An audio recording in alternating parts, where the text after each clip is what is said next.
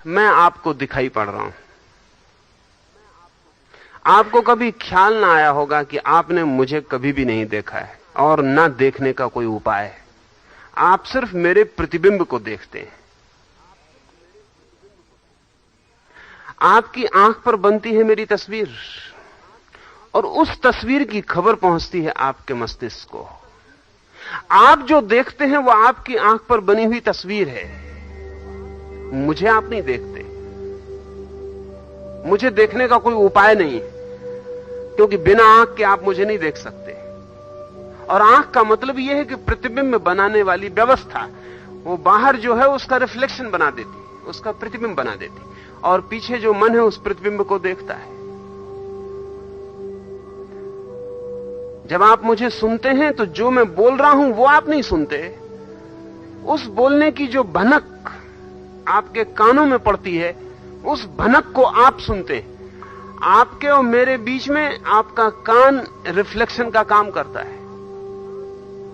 जब मैं आपका हाथ छूता हूं तब भी मेरा हाथ आपको छू रहा है, ऐसा आप कभी नहीं जानते। जब मैं आपका हाथ छूता हूं तो आपकी चमड़ी पर स्पर्श बनता है और उस स्पर्श को आप जानते हैं। आपके और मेरे बीच में एक पर्दा सदा ही खड़ा रहता है। इसलिए इमैनुअल कांट, जर्मनी के एक बहुत अद्भुत विचारक ने इस आधार पर यह कहा कि वस्तु जैसी स्वयं में है, थिंग इन इटसेल्फ, वो अननोएबल है, वो जानी नहीं जा सकती। कोई वस्तु जैसी अपने में है नहीं जानी जा सकती। हम सिर्फ उसके प्रतिबिंब ही जानते हैं। और अगर हम प्रतिबिंब ही जानते हैं तो ध्यान रहे, जो हम जानते हैं उसमें हमारी प्रतिबिंब बनाने की क्षमता सम्मिलित हो जाती। इसलिए पीलिया का एक मरीज वहां पीला रंग देख सकता है जहां पीला रंग नहीं है। कलर ब्लाइंड आदमी होते हैं, उन्हें कोई रंग नहीं दिखाई पड़ता तो नहीं दिखाई पड़ता। थोड़े नहीं, काफी लोग होते हैं। 10 में करीब करीब एक आदमी किसी न किसी कलर के मामले में थोड़ा ब्लाइंड होता है। 10 में एक। हम यहां अगर 100 आदमी हैं, दिन में कम से कम 10 आदमी ठीक से जांच पड़ताल की जाए तो किसी न किसी छोटे मोटे रंग के प्रति अंधे होंगे। बनटसा 60 साल की उम्र तक उसे पता ही नहीं था कि उसे पीला रंग दिखाई नहीं पड़ता। उसे हरे और पीले में कोई फर्क नहीं मालूम होता।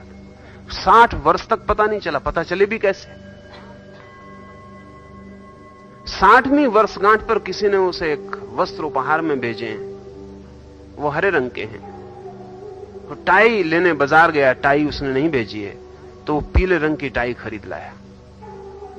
उसकी जो सेक्रेटरी थी उसने कहा कि आप ये क्या कर रहे हैं, ये बड़ी बहुत बेहूदी लगेगी। अगर मेल ही में लाना है तो हरे रंग की ही खरीद लें। और बनटसा ने कहा कि कौन कहता है ये हरा रंग नहीं है, ये हरा रंग है। तब पहली दफा पता चला कि वो कलर ब्लाइंड है। उसे पीले रंग और हरे रंग में कोई फर्क नहीं दिखाई पड़ता, वो दोनों उसे एक से दिखाई पड़ते। लेकिन 60 साल तक उसे कोई पता नहीं चला।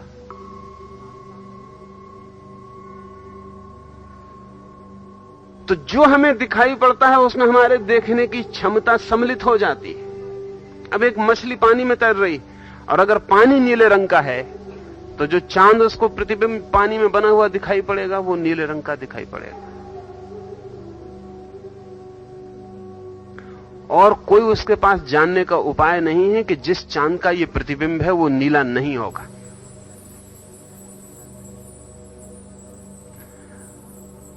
महावीर कहते हैं कि जो भी हम जानते हैं हमें निरंतर ही उसमें स्यात लगा के बोलना चाहिए।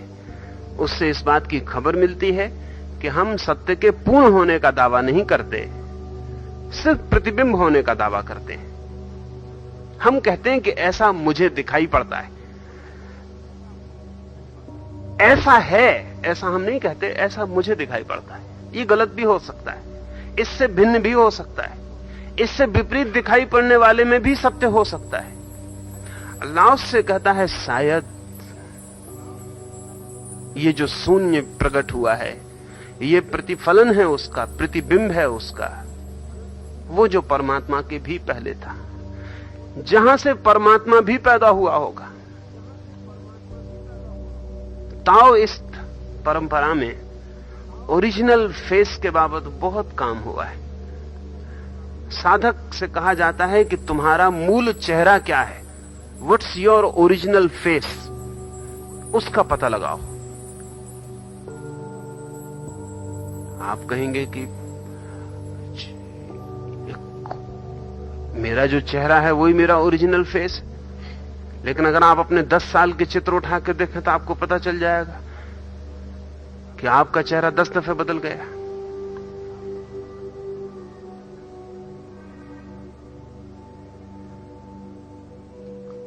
स्टीनबेक की पत्नी, एक जर्मन लेखक, उसकी पत्नी अपने बेटे को, छोटे बेटे को, अपने पति के बचपन से लेकर अभी तक के चित्र दिखा रही है। जब उसका विवाह हुआ अपने पति से, तब वो 30 साल का जवान था, घुंघराले उसके बाल थे, सुंदर उसका चेहरा था। तो छोटा बेटा, स्टीनबेक का बेटा, अपनी मां से पूछने लगा कि घुंघरालों वाला सुंदर जवान कौन है। तो उसकी मां ने कहा, पागल, तू पहचान नहीं पा रहा, ये तेरे पिता हैं। तो उस लड़के ने कहा, अगर ये मेरे पिता हैं तो वो गंजे सिर का जो आदमी अपने घर में रहता है वो कौन है? अब तो 60 साल का है स्टीनबेक, तो वो कौन है? वो जो गंजे सिर का आदमी अपने घर में रहता है, अगर ये मेरे पिता हैं तो मैं तो उन्हीं को अभी तक पिता समझ रहा था। अब उस बच्चे को समझाना जरूर बहुत मुश्किल पड़ा होगा। कौन सा चेहरा ओरिजिनल है, वो कौन सा चेहरा आपका है? वो जो 30 साल में प्रकट होता है, वो जो 3 महीने में प्रकट होता है, वो जो मां के पेट में गर्भ में प्रकट होता है, वो जो मरते वक्त, वो जो बुढ़ापे में, कौन सा चेहरा आपका है ऑथेंटिक, जिसको आप कह सकें ये मेरा चेहरा है? ताओ परंपरा में साधक को वे कहते हैं, ध्यान करो और पता लगाओ तुम्हारा मूल चेहरा क्या है। साधक थोड़े दिन में परेशान हो जाते हैं और आके गुरु को पूछते हैं कि मूल से मतलब क्या? तो वो कहते हैं कि जब तुम नहीं पैदा हुए थे तब तुम्हारा जो चेहरा था उसका पता लगाओ, या जब तुम मर जाओगे और तब भी तुम्हारा जो चेहरा होगा उसका पता लगाओ। प्रकट होने के पहले भी जो तुम्हारे साथ था, अब प्रकट हो जाने पर भी जो तुम्हारे साथ होगा वही ऑथेंटिक है। बाकी तो बीच के वस्त्र हैं जो लिए गए, दिए गए, ओढ़े गए, अलग किए गए। अल्लाह उससे कहता है, परमात्मा के भी पहले जो था वही ओरिजिनल फेस है सत्य का, जो परमात्मा के भी पहले है। जब कुछ भी न था प्रकट, सब अप्रगट था। उपनिषदों ने या वेद ने 3 अवस्थाएं मानी हैं अस्तित्व की। एक अवस्था जब अस्तित्व मैनिफेस्टेशन में अभिव्यक्त हुआ, फूल खिल रहे हैं, पक्षी उड़ रहे हैं, लोग जमीन पर हैं, तारे हैं, सूरज है, जगत है, अभिव्यक्त, प्रकट होता जा रहा है, फैलता जा रहा है।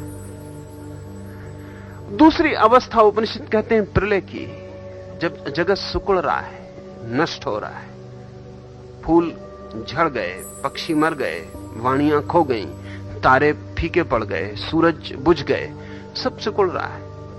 एक जब अस्तित्व सृजन हो रहा है, युवा हो रहा है, और एक जब अस्तित्व बूढ़ा हो रहा है, समाप्त हो रहा है।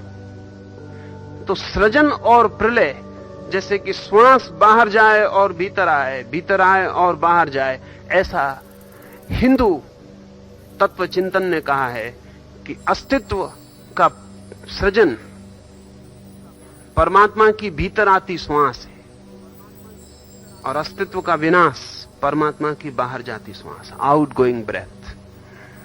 और ब्रह्मा की एक श्वास, वो मैथोलॉजी है पर समझने जैसी, ब्रह्मा की एक श्वास सृजन है और दूसरी श्वास प्रलय है। लेकिन इन दोनों के पार भी कोई अवस्था है जब न श्वास भीतर आती और न बाहर जाती, वो तीसरी अवस्था है। न प्रलय है न सृष्टि है, कुछ तो ऐसा होना ही चाहिए जो प्रलय में नष्ट होता है, सृजन में बनता है और दोनों के पार है। वो ओरिजिनल फेस, वो मूल चेहरा होगा।